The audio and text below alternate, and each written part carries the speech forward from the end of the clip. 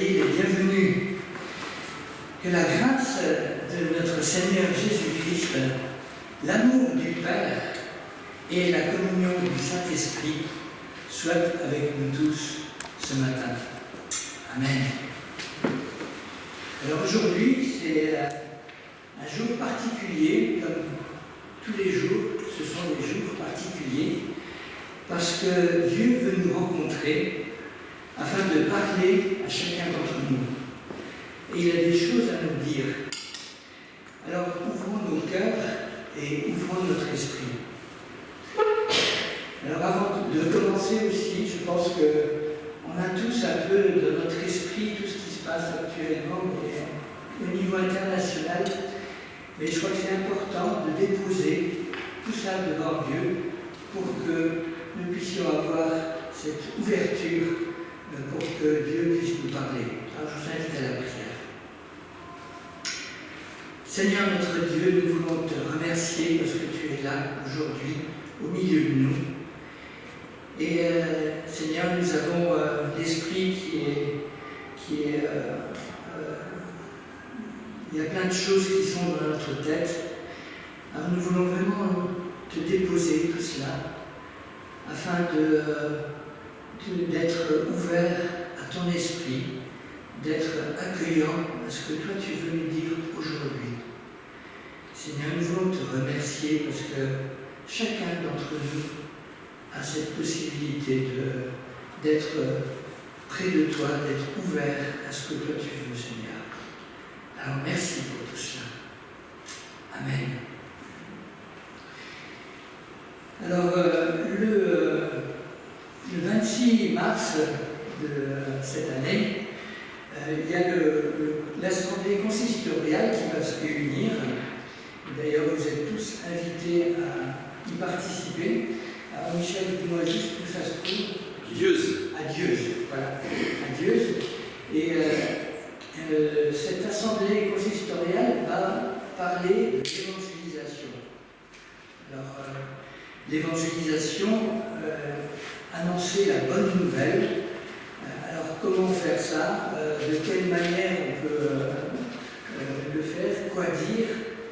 Et donc, avec le conseil presbytéral, on a pensé qu'aujourd'hui, on pourrait peut-être faire des travaux pratiques.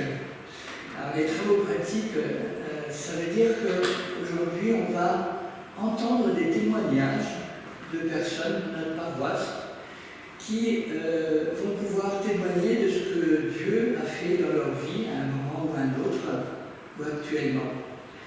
Et c'est une manière toute simple de pouvoir évangéliser, apporter la bonne nouvelle, dire ce que Dieu fait dans nos vies, et pas seulement un Dieu qui serait là-haut avec une grande barbe qui nous laisse tomber. Non, Dieu agit aujourd'hui dans nos vies si on le veut bien.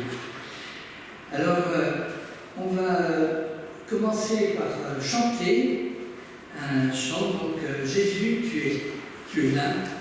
Et ensuite, on va commencer à avoir des témoignages et que chacun les accueille avec joie.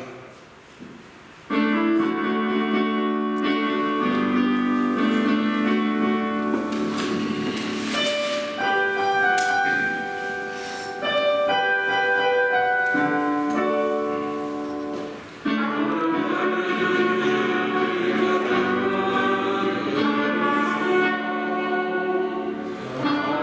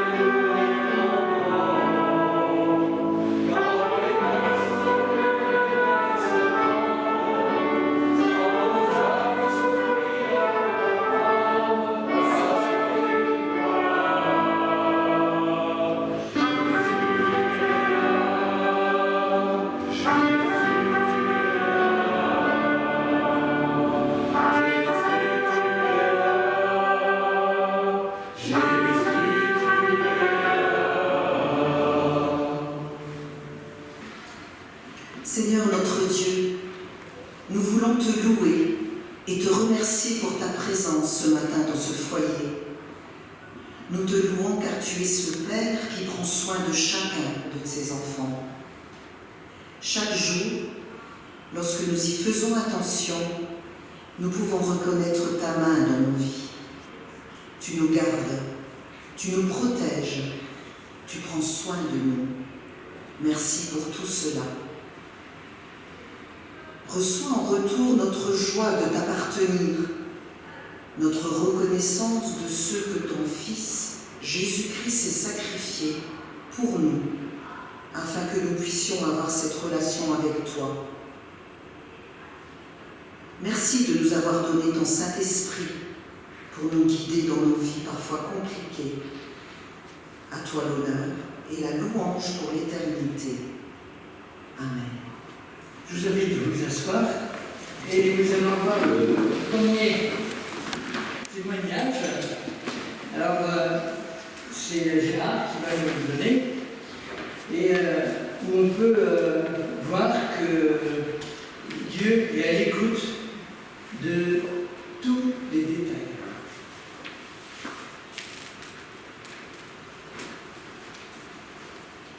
Voilà.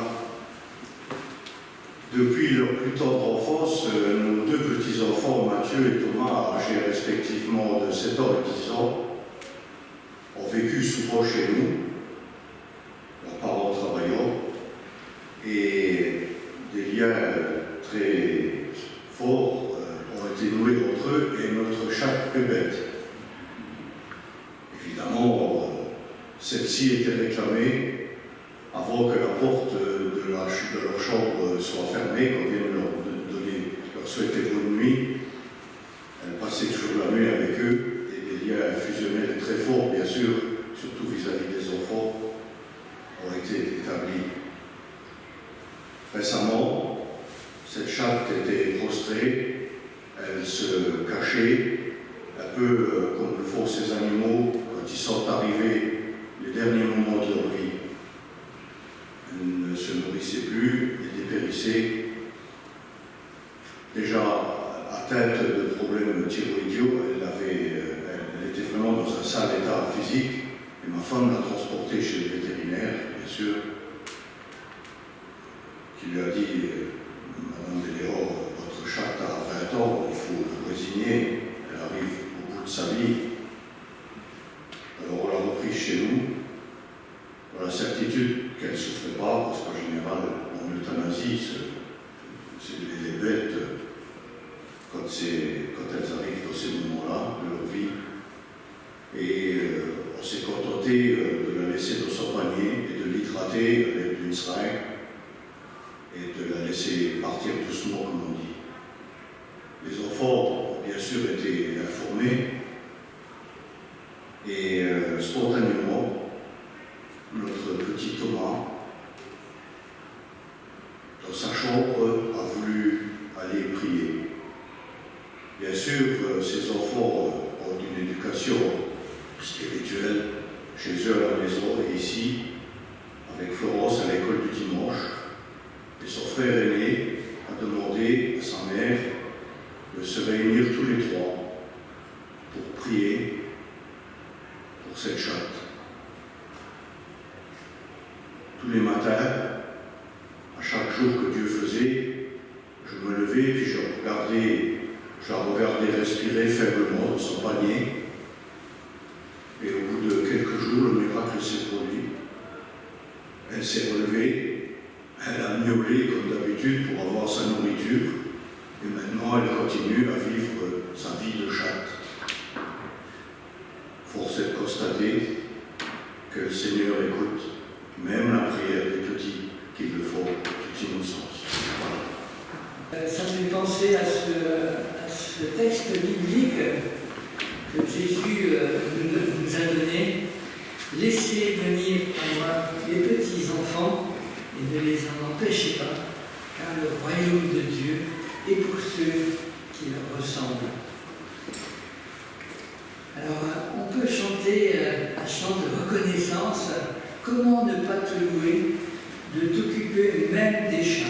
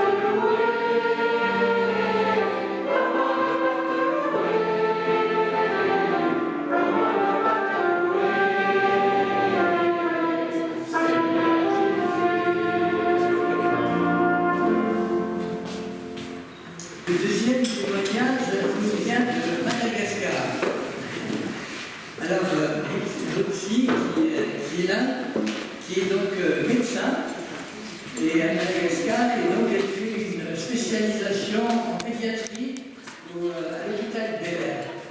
Et à Madagascar, il se passe aussi des choses qui sont assez sympathiques. Merci de m'avoir invité à ce témoignage. Donc, pour ma part, il s'agissait de ma mère. En fait, elle avait présenté une tumeur mammaire gauche avec tous les signes cliniques d'un cancer du sein à un stade avancé, c'est-à-dire il y avait déjà une incontinence sous son aisselle, elle avait déjà présenté des douleurs osseuses partout. Et en janvier 2019, elle a subi une opération et j'ai pu, en tant que personnel de santé, j'ai pu assister à cette opération et le chirurgien m'a montré que cette tumeur avait déjà infiltré le tissu adjacent, c'est-à-dire que médicalement parlant, c'est déjà un signe très péjoratif en termes de cancer parce que c'est déjà avancé, on va dire. Et d'ailleurs, je l'ai vu de mes propres yeux parce que j'ai assisté à cette opération, tout en sachant aussi que ma mère est déjà porteur d'une cardiopathie connue, c'est-à-dire que si c'est un cancer, ça va être très difficile la prise en charge. Et après, pendant l'opération et après l'opération, le chirurgien m'a préparé psychologiquement sur toute l'évolution possible de cette maladie. Par contre, en attendant, on a envoyé la pièce opératoire dans un laboratoire d'anatomopathologie. Et en attendant le résultat, j'ai prié, j'ai pleuré, je me suis agenouillée et j'ai marchandé au Seigneur pour qu'il puisse changer cette situation, si bien que l'on avait pensé que c'est très impossible que ça ne soit pas le cancer. Et après, 3 semaines après, on a eu le résultat du laboratoire et ce n'était pas un cancer, c'était une forme très rare de tumeur et on n'a pas fait de traitement et jusque-là, ça fait déjà 3 ans, elle va bien et il n'y avait pas de récidive, alors que si c'était un cancer sans traitement, elle ne devrait plus être là ou au moins il devrait avoir des métastases partout. Je crois que c'est important que Dieu peut changer nos connaissances et ce qu'on peut voir. Dieu peut changer le mal en bien. Et ça me fait penser à un texte aussi qui est dans Jacques, qui dit « La prière du juste agit avec une grande efficacité ». Alors là encore, je crois qu'on peut remercier Dieu et chanter ce chant toute ma vie. Je chanterai ton nom, Seigneur.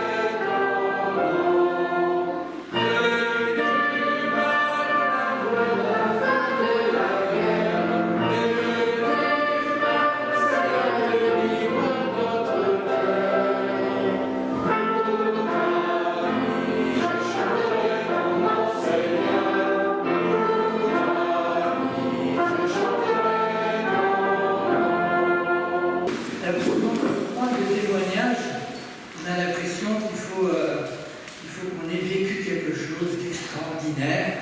Hein, ça arrive. Mais le témoignage, c'est pas quelque chose d'extraordinaire. C'est quand on voit justement Dieu agir dans notre vie tous les jours. J'allais dire dans notre bête vie de tous les jours. Et donc, je crois que c'est important de pouvoir ressentir et voir quand Dieu agit dans notre vie tous les jours. Alors, il y a Gérard Weber qui va nous dire un peu qu'est-ce qu'il a vécu il n'y a pas très très longtemps. C'était il y a quelques mois, un dimanche matin, comme aujourd'hui. Donc, je me préparais pour venir au culte et puis tout d'un coup, je commence à me sentir mal.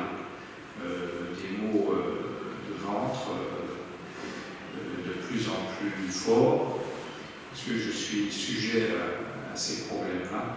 J'ai des problèmes intestinaux, et puis donc ce jour-là, c'était vraiment très fort. Et à un moment donné, je me suis demandé si j'allais pouvoir venir au culte. Alors, je me suis adressé à Jésus, et je lui ai dit, mais écoute, Seigneur, je crois que si tu n'interviens pas, si tu ne m'aides pas, ce sera impossible, je ne pourrai pas m'y rendre. Et puis en plus, j'ai 2 textes bibliques à lire aujourd'hui. Alors voilà,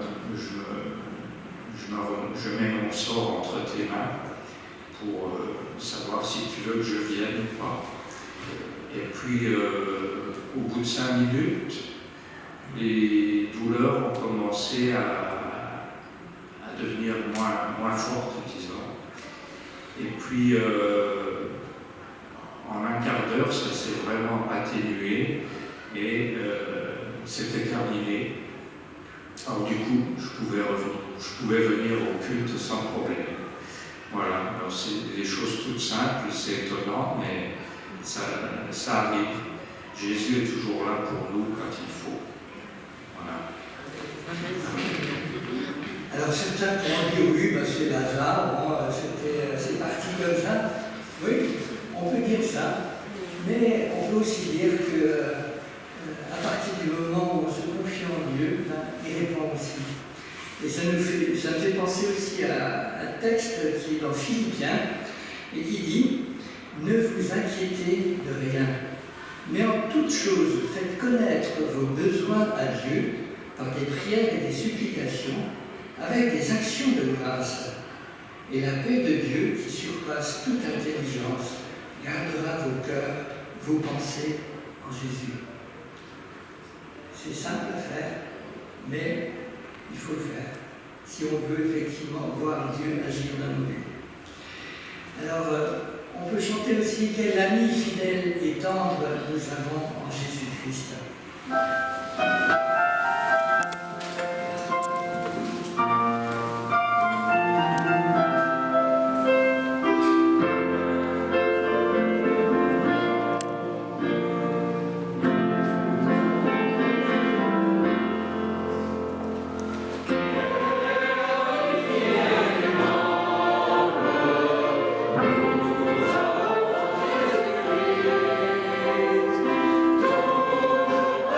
Nous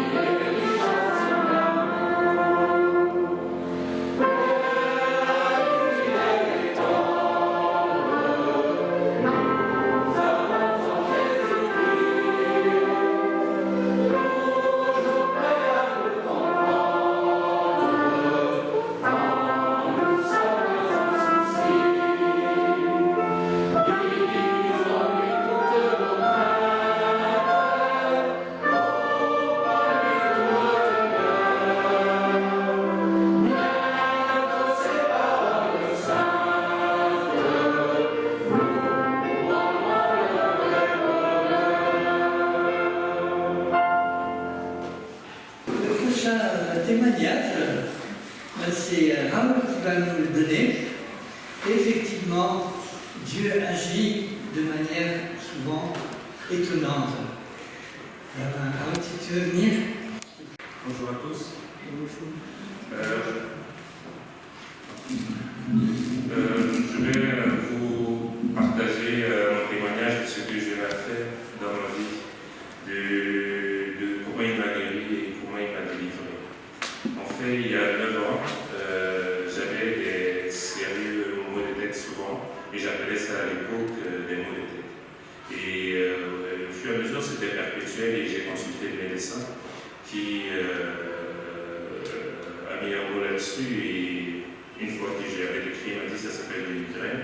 Et il m'avait fait faire un scanner pour vérifier que je n'avais rien de tumoreux ou un truc dans ma tête qui serait la cause de cela, c'est qu'il n'avait rien de réglé. Et donc c'était uniquement une migraine. Et ces 3 dernières années, les crises étaient de plus en plus fréquentes. Elles étaient même devenues presque chroniques, parce que quand je dormais plus de 4 heures, j'avais mal à la tête. Quand je dormais pas beaucoup, j'avais mal à la tête. Quand j'étais stressé, j'avais mal à la tête. Quand je faisais un réveil, j'avais mal à la tête. Quand j'avais un changement d'humeur dans ma vie, j'avais mal à la tête. Des événements simples du quotidien, c'est-à-dire une situation simple que je prends toujours. Je suis père de 3 enfants. Et quand j'allais par exemple chercher mes enfants, je dois les prendre à la crèche trop tard à 18h. Et de manière générale, je mets 1 heure de marche pour les récupérer. Et si je pars du travail à 17h et que sur le chemin, il y a par exemple un bouchon et j'arrive à 18h10, pour moi je suis calme, mais à la fin j'ai des migraines. Et voilà, ça devenait invivable. Donc, entre-temps, j'avais consulté 2 neurologues et le dernier neurologue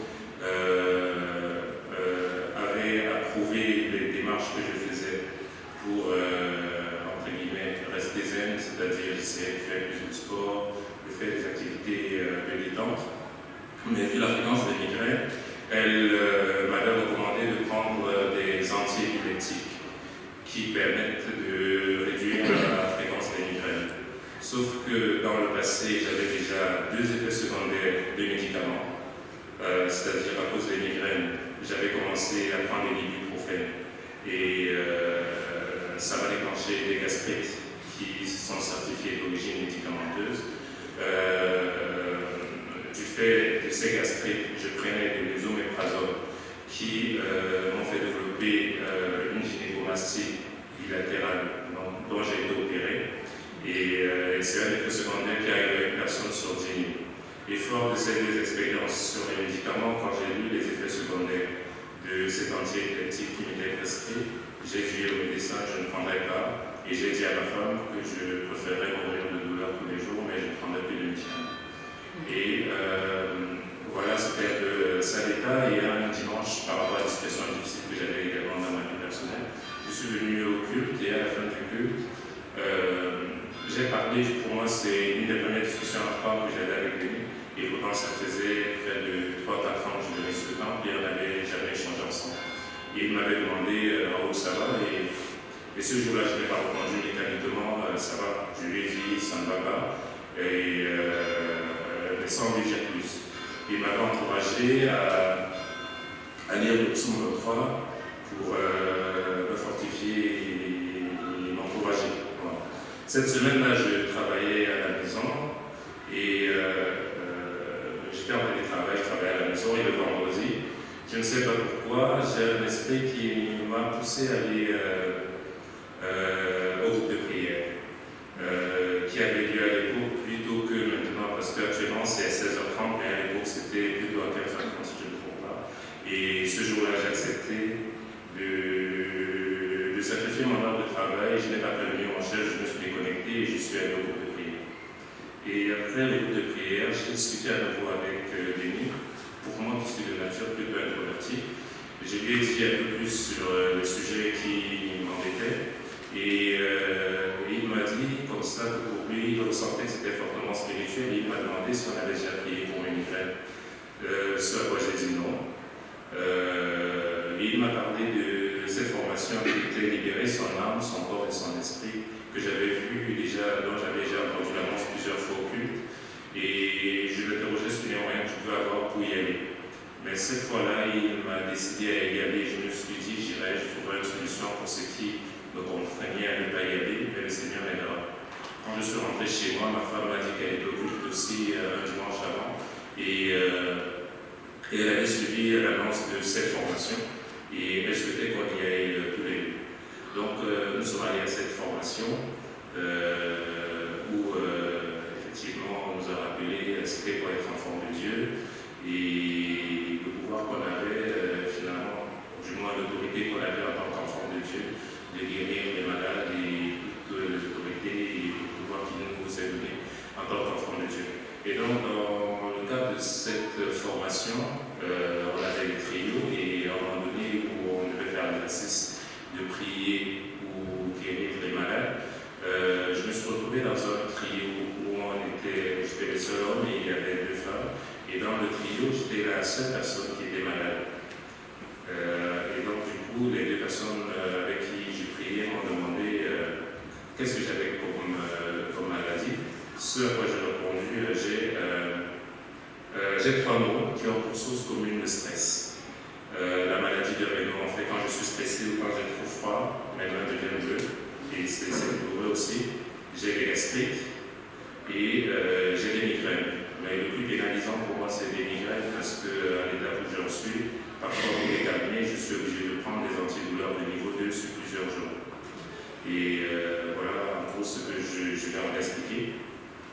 Et l'une des femmes présentes, après quelques instants de silence, a dit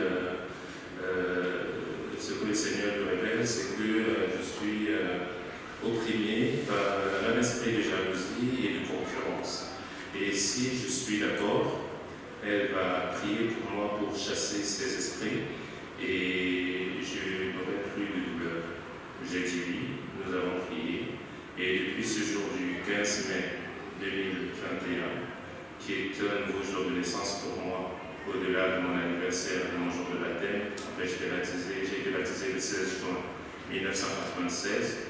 Ce 3e jour, je le retiens comme un nouveau jour de naissance parce que c'est un jour qui m'a permis de rentrer à nouveau dans la lumière, dans les 2 sens du terme, la lumière de la vie, de la création que Dieu a faite, mais surtout la lumière de Dieu qui m'a enrichi de connaître qui m'a enrichi de la relation avec sa 3e personne qui est le Saint-Esprit, mais surtout de m'enrichir de sa parole, et j'ai renouvelé ma relation avec lui et je témoigne et je m'engage de plus en plus à son service depuis cette guérison.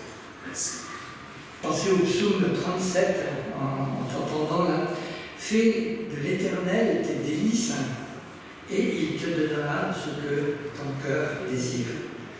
Enfin, c'est quelque chose qui est formidable aussi. Alors, je vous invite à chanter les 2 dernières strophes du cantique « Quel ami fidèle et tendre ».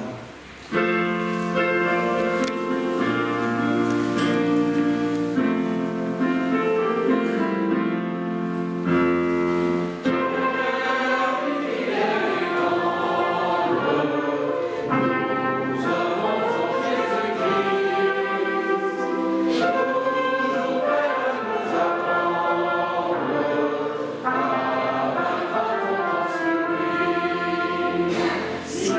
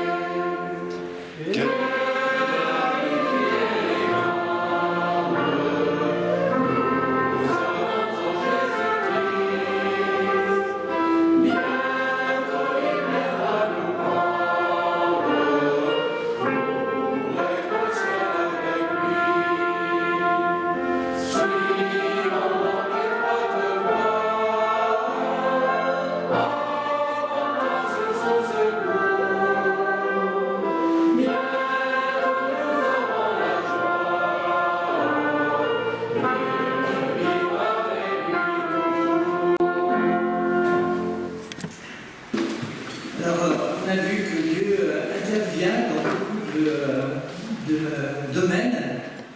Et puis il y a un domaine aussi qui est toujours un petit peu sensible comme ça, les sous.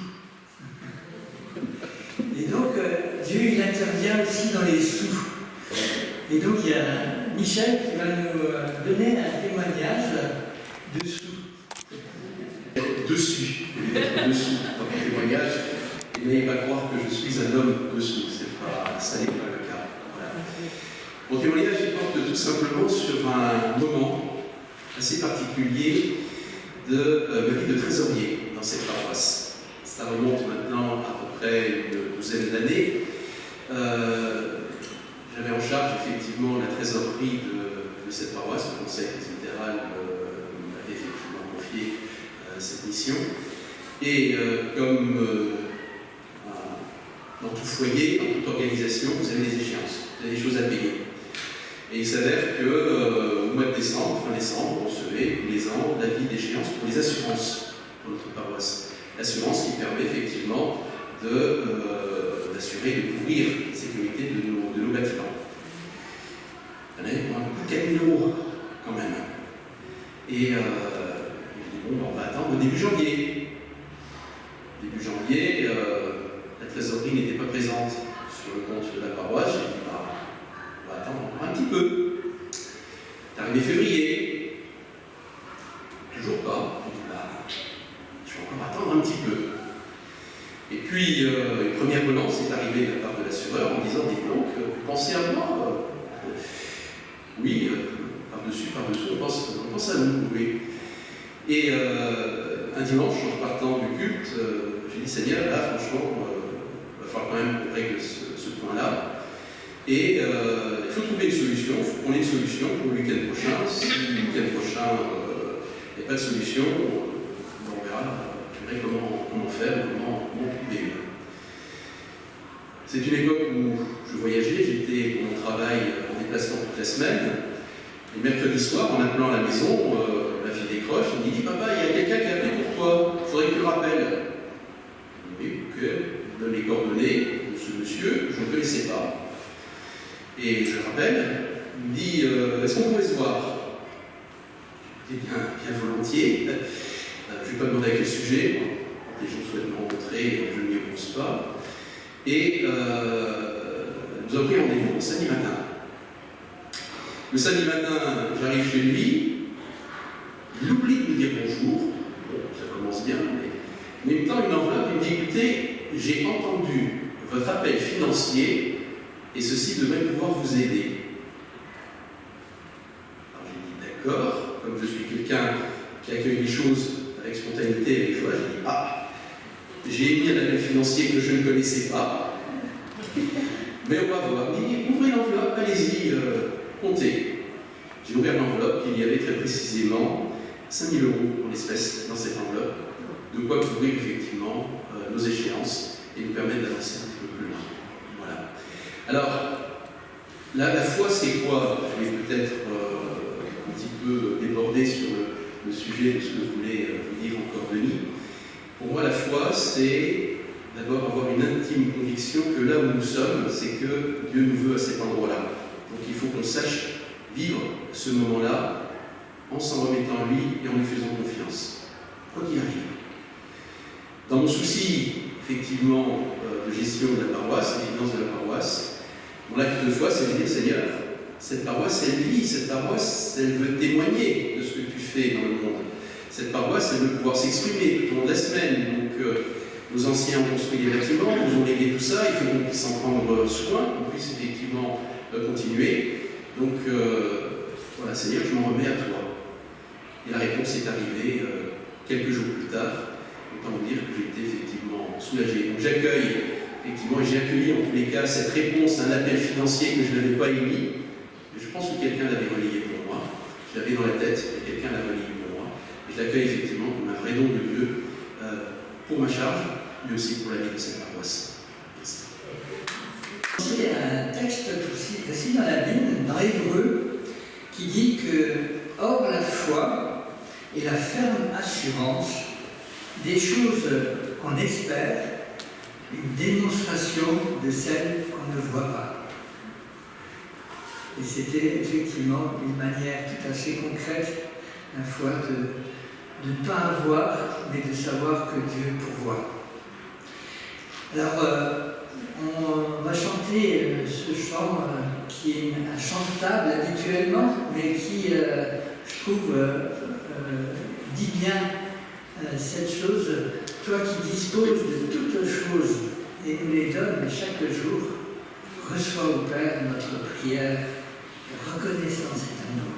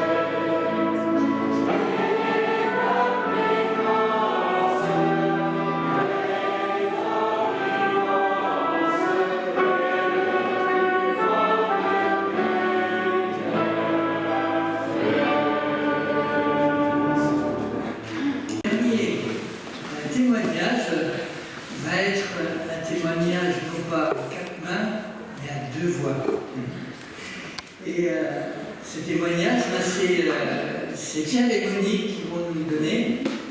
Alors, tout le monde connaît Pierre et Monique. Tout le monde connaît effectivement les dernières choses qui se sont passées chez eux. Et Dieu, il agit, pas toujours à notre rythme, mais il agit. Pierre. Je voudrais d'abord remercier toutes les personnes qui m'ont soutenu durant cette épreuve de la maladie. Entre autres, notre pasteur Alexis, ainsi le groupe de prière. La liste serait longue et fastidieuse. Et encore merci de tout cœur. Tout ce que je peux dire se résume à Dieu intervient et guérit encore aujourd'hui. Dieu intervient et guérit encore aujourd'hui. Il est le même hier, aujourd'hui et demain. Après les diagnostics de cancer, ont débuté les séances de chimio dans un premier temps, puis de radiothérapie dans un second temps. Ces séances ont duré environ 6 mois, m'ont mis complètement KO. J'avais confiance en Dieu, de ce qu'il est à mes côtés, et après une perte de poids importante, des vomissements, de plus en plus de difficultés pour me déplacer, je me suis considérablement affaibli. 35 kilos en moins. L'alimentation parentale, mise en place avec l'aide des infirmières, m'a aidé à me stabiliser dans un premier temps, puis à reprendre petit à petit les forces. Dans ce temps difficile, j'avais en tête les versets qui m'aidaient. Et j'ouvrais souvent ma Bible pour relire ce passage de l'Ésaïe 40. Pourquoi affirmes-tu, le Seigneur ne s'aperçoit pas de ce qui m'arrive? Mon bon droit s'échappe à mon Seigneur. Ne le sais-tu pas? Ne m'as-tu pas entendu dire, le Seigneur est Dieu de siècle en siècle. Il a créé la terre d'une extrémité à l'autre. Jamais il n'est faibli, jamais il ne se lasse. Son savoir-faire est sans limite. Il redonne des forces à celui qui faiblit, il remplit de vigueur celui qui n'en peut plus. Les jeunes eux-mêmes connaissent la défaillance. Même les champions trébuchent parfois, mais ceux qui comptent sur le Seigneur reçoivent des forces nouvelles. Comme des aigles, ils s'élancent, ils courent, et sans se pincer, ils avancent, mais sans faiblir. D'un autre côté, la pandémie nous a isolés également de la famille. Difficile de ne plus les voir. Parallèlement à tout cela, les cultes mis en ligne et avec nous nous sommes nourris des enseignements. Notre foi en a été fortifiée. Et la culte sur le net, le 9 février 2021, donc vous voyez que ça fait pas mal de temps, Une parole de connaissance donnée par un pasteur, inspiré par Saint-Esprit, a apporté la chose suivante. Il a dit la chose suivante, un message pour quelqu'un qui vomissait régulièrement à cause de sa mort. Bon, je me suis dit, ça c'est pas bon. Ce message disait que Dieu venait de secourir les effets négatifs de ce traitement, mais qu'il devait le continuer parce qu'il allait être efficace. Il demandait de lui faire confiance car il voulait qu'il prenne ce chemin-là. Il pouvait le guérir entièrement, mais il l'aimait. Il voulait lui faire vivre ce chemin de foi et faire confiance chaque jour. La personne pourra témoigner de combien le Seigneur aura accompli sa parole comme elle a été donnée, que le Seigneur avait entendu sa prière et lui avait demandé d'être le maître de sa vie. Et c'était pour cela qu'il agissait comme il voulait, mais que c'était mieux pour lui. Alors là, nous nous sommes regardés et nous nous sommes sauvés. Ce message nous avait touchés, nous l'avons reçu comme une grâce de notre Seigneur. Notre foi en était stimulée et nous avons fait plus confiance à Dieu. Le Seigneur avait entendu nos prières, il était aux commandes. Petit à petit, il a repris des forces nouvelles. Et à chaque analyse sanguine, il y avait de meilleurs résultats. À l'heure actuelle, le scanner montre une stabilité et une diminution du péricardique jour après jour. La fatigue diminue et encore maintenant, j'essaie de retrouver une meilleure mobilité avec l'équilibre. Prochain rendez-vous chez le médecin fin mars. Dieu nous parle encore aujourd'hui de diverses manières et sa parole est toute puissante. Tous ces éléments m'ont permis de constater que beaucoup de personnes autour de moi avaient les mêmes problèmes, étaient malades, et qu'il fallait les apporter au Seigneur pour qu'ils s'approchent d'eux. Ma foi a été fortifiée, j'ai confiance en ses plans pour mon avenir, car je sais que tous les matins, je peux lui remettre ma journée pour qu'il vienne en aide. Encore un signe, notre signe de sa présence, c'est que je me remets tout doucement pour conduire la voiture, chose qui était difficile il y a quelque temps. Je veux rendre à Dieu toute la gloire pour ce qu'il fait. Et je voudrais maintenant laisser juste mon épouse. J'ai mes petites notes parce qu'il y a tellement de choses à dire que j'ai peur de m'égarer. Alors, personnellement, j'ai vécu tout cela comme un tsunami. Vous pouvez imaginer les angoisses qu'on peut ressentir avec des maux d'estomac et une douleur qui m'envahissait du côté droit. Et en plus, comme Pierre l'a dit, avec le confinement, les enfants nous manquaient beaucoup. Des zooms ont même pu atténuer la chose de ce côté-là. Mais à tout cela, il fallait aussi rajouter la perte d'autonomie de ma maman, ce qui augmentait encore mes angoisses. Comme je parlais au Seigneur pratiquement à longueur de journée, une image m'est venue. C'était celle d'une montagne à gravir. Mais je n'étais pas seule. Jésus était premier de cordée. Il avait une corde autour de sa taille et j'étais derrière lui avec la même corde autour de ma taille. En se retournant, il me souriait comme pour me dire « Je suis là, tu n'es pas seule, allons-y ». Et comme cela me rassurait. Il était bien là, présent dans cette épreuve.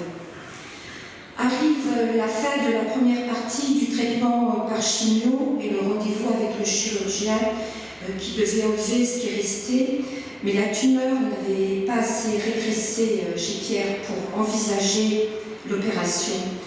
Il a été question de réunir le conseil des médecins pour envisager la suite du traitement. Cela a de nouveau provoqué de l'angoisse, voire du désespoir.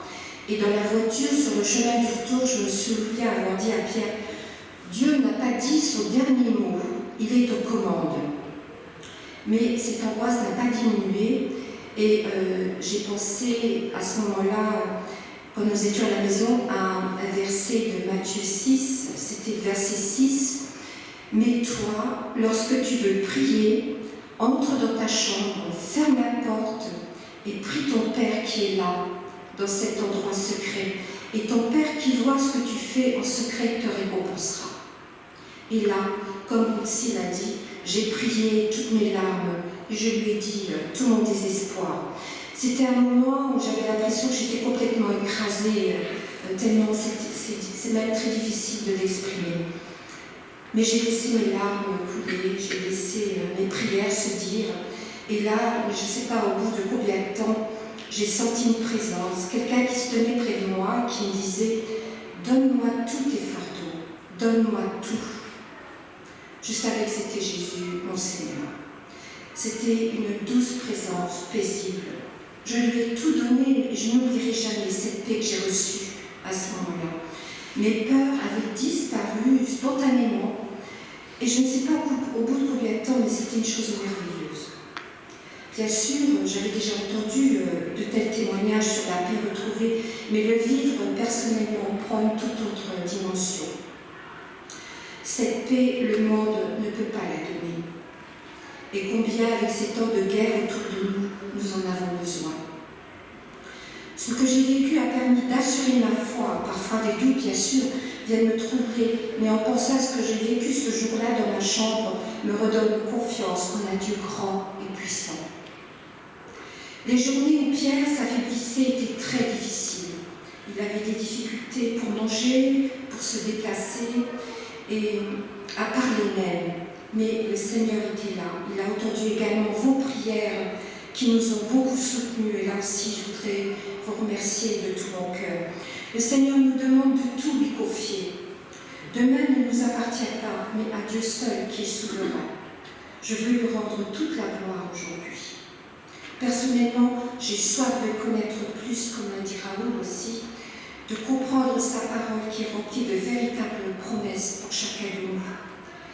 J'ai eu aussi d'autres paroles, et Denis l'a cité tout à l'heure dans le psaume 37, « Fais de l'Éternel tes délices et il te donnera ce que ton cœur demande. » Et encore un autre, « Ne crains pas, crois seulement. » Et notre effort à faire, c'est de prendre du temps à passer avec le Seigneur, avec lui. Et aussi de compter sur l'aide de nos frères et sœurs de la foi qui peuvent prier pour nous et avec nous. Raoul, tu l'as dit aussi. Et Dieu nous parle encore aujourd'hui et soyez-en certains.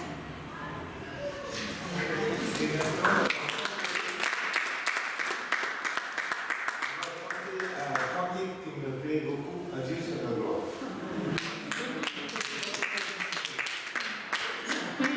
Dieu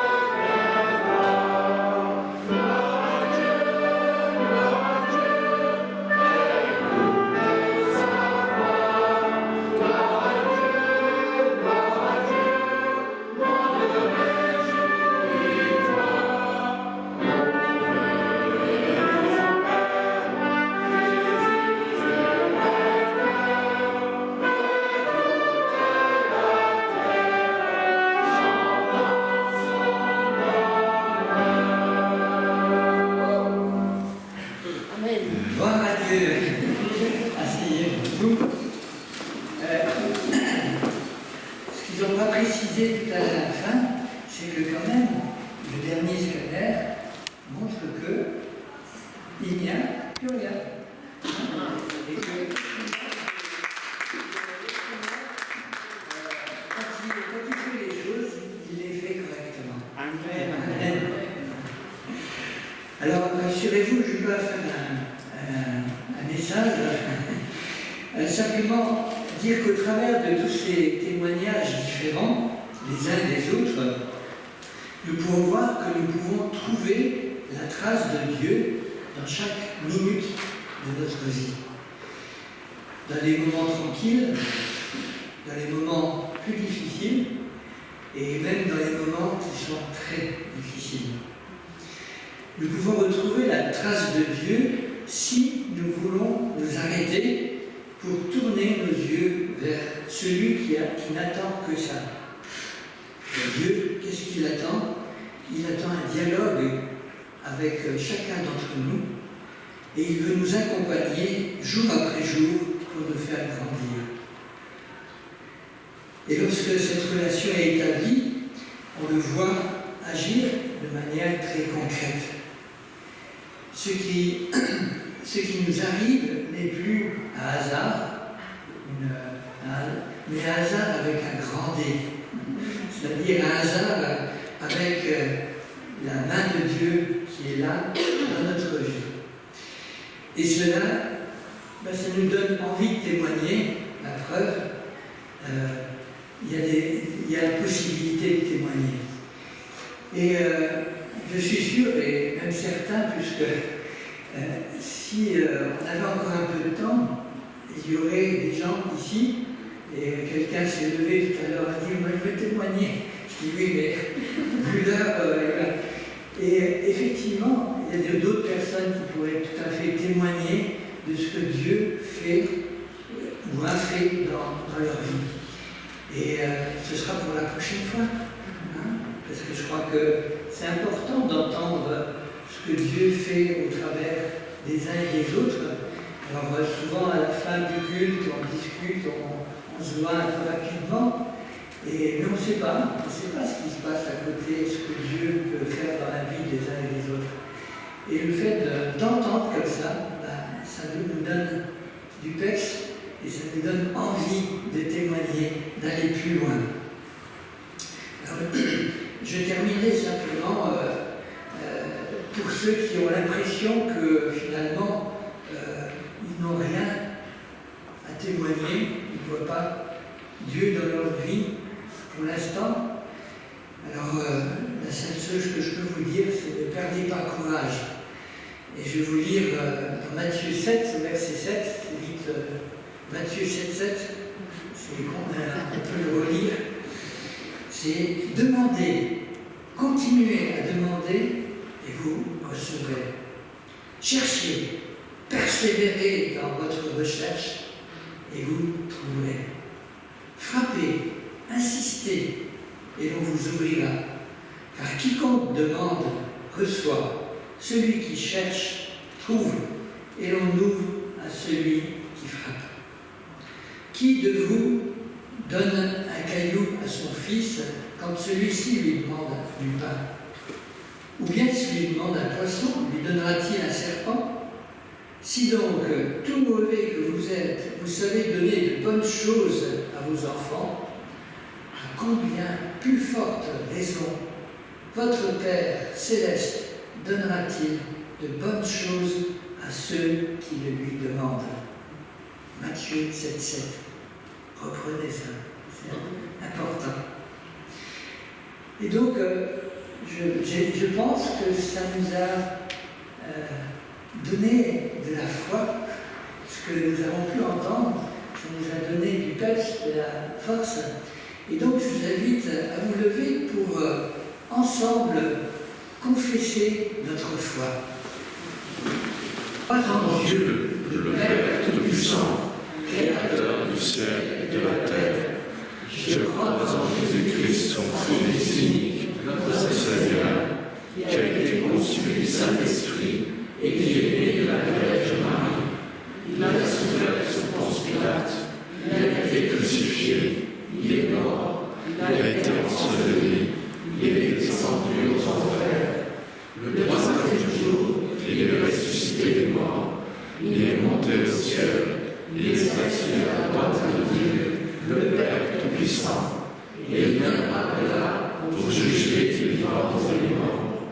Je crois en l'Esprit Saint, la Sainte Église universelle, la communion des saints, la rémission des péchés, la résurrection de la chair et de la vie éternelle. Amen. Merci à Denis d'avoir présidé ce culte des témoignages. Merci aux musiciens et aux différents lecteurs et témoins pour leur participation à la liturgie. Merci à Raoul pour la projection. Et merci à Michel et Nicolas pour l'enregistrement de la diffusion de notre culte et aussi sur le site internet de la paroisse. Ces jours-ci, nous avons appris le décès de Madame Christiane Bertram le 23 février. Ces obsèques auront lieu mardi 1er mars à 14h dans la chapelle de la maison de retraite où elle s'était retirée en Bretagne avec son mari à Plougastel d'Aulas près de Brest. Christiane a été une personnalité très engagée dans notre paroisse. Nos prières accompagnent la famille éprouvée. Jeudi, l'équipe d'entretien des locaux sera à l'œuvre à partir de 9h et l'après-midi, il y aura un café partage de 14 à 17h. Vendredi, le groupe de prière interconfessionnelle se réunira ici à partir de 16h30. Dimanche prochain, 6 mars, culte d'émission en commun avec la paroisse de Yutz à 10h30, avec la participation des enfants de l'école du dimanche. Le repas communautaire à l'issue du culte n'aura pas lieu cette année, dites-le autour de vous. À la fin de ce culte, un binôme de prière se tiendra ici devant la scène pour vous accueillir et partager avec vous une joie ou une peine que vous souhaitez porter avec lui devant le Seigneur. C'est maintenant le moment de l'offrande. Nous pouvons, par notre don, manifester que Christ est vraiment le Seigneur de notre vie.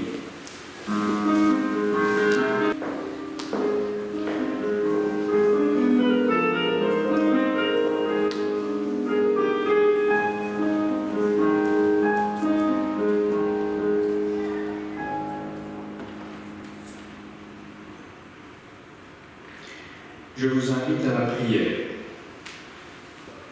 Père, accepte notre offrande joyeuse, l'offrande de notre argent, l'offrande de notre travail, l'offrande du temps nécessaire à l'écoute et toute offrande que nous inspire ton amour. Amen.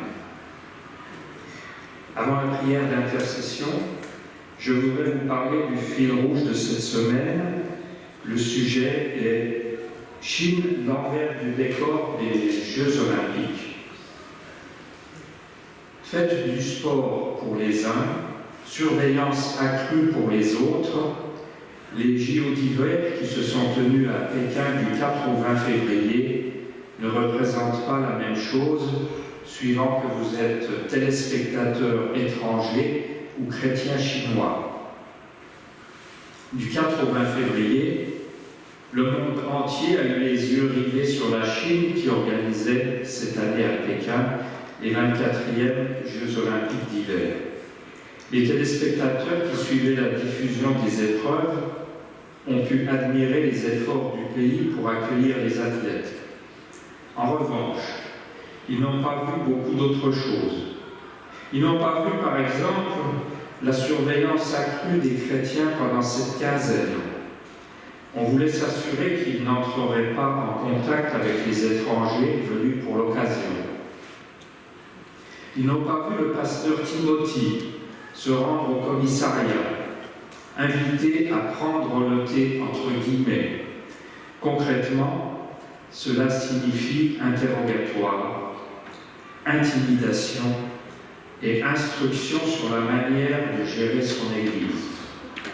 La dernière fois, il est resté en détention pendant 13 heures. À une autre occasion, on lui a demandé la liste des membres de son Église. Il rappelle, nous devons rester polis, agir de manière à ce que l'Église ait une bonne réputation. Mais il précise, il faut aussi témoigner et annoncer fermement l'Évangile, ne pas modifier notre message ni sacrifier nos frères et sœurs. Croire en Jésus n'est pas un crime. De fait, la persécution ne cesse d'augmenter en Chine. Les moins de 18 ans n'ont plus le droit d'aller à l'église. Terminer de facto les camps de jeunes chrétiens et les groupes de jeunes dans les églises. C'est clairement la future génération qui est visée. Le 1er mars 2022, une nouvelle loi entrera en vigueur en Chine, réduisant encore les libertés des chrétiens. Tout contenu à caractère religieux sera interdit sur les réseaux sociaux sans une permission officielle du gouvernement. La surveillance numérique, déjà très pesante, se renforce. Face à ce durcissement de la persécution de nos frères et sœurs, persévérons dans la prière. Maintenant, je passe la parole à Pierre pour la prière d'intercession. Il nous donnera les sujets de prière proposés. Prions. Nous te louons, ô Dieu, pour ton Église en Chine, qui est solide et qui grandit malgré plus de 70 ans de persécution. Prions également d'encourager le pasteur Timothy et tous ceux qui prêchent l'Évangile, malgré les dangers que ça représente. Ô Seigneur, nous te prions également pour que l'Évangile continue d'être diffusé largement, malgré la loi restrictive à venir de début mars. Voilà pour la Chine. Mais je voudrais aussi prier pour l'Ukraine, qui subit de violentes attaques sur son territoire. Nous prions, Seigneur, pour que ses habitants et ses dirigeants, afin que cette agression ne réveille pas des sentiments de haine et des désirs de vengeance, donne-leur la sagesse, le discernement pour trouver la meilleure manière de répondre à cette invasion.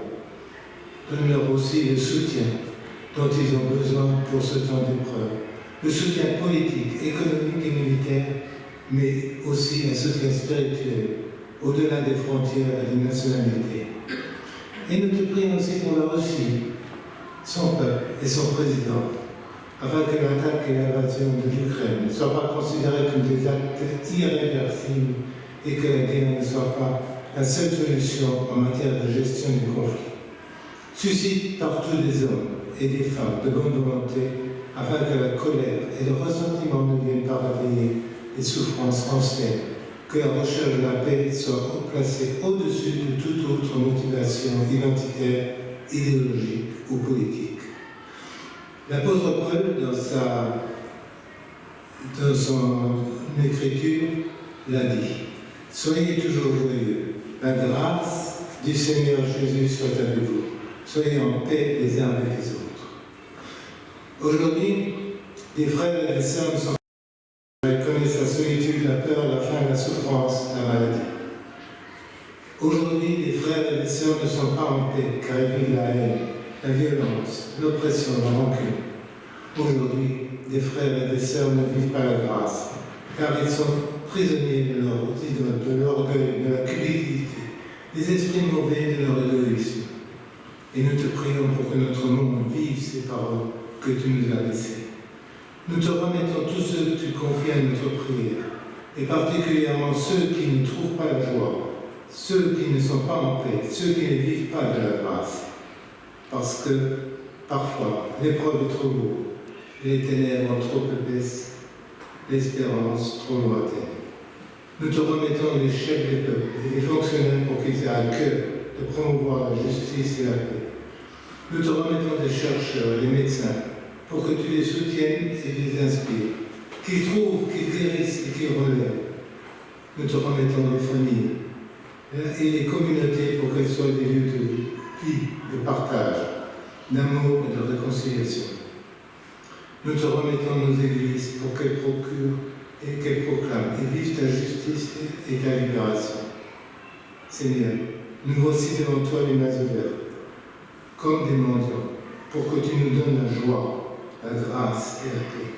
Et si d'une manière ou d'une autre nous pouvons être des anges, de tes commandements et de les répandre autour de nous. Montre-nous le chemin, ouvre nos yeux, éveille notre imagination. Et nous voulons maintenant chanter le Notre Père.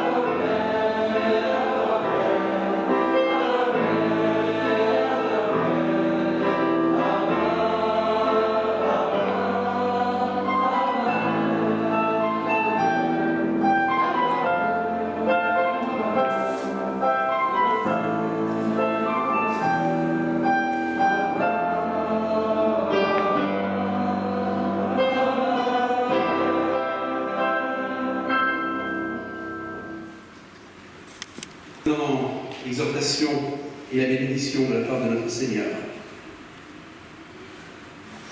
Dans son amour pour nous, le Seigneur nous a donné jusqu'à ce jour tout ce dont nous avons besoin. Dans sa bonté, il le fera encore demain. Alors, réjouis-toi, partage cette bonne nouvelle avec ta famille, ton entourage, ton prochain.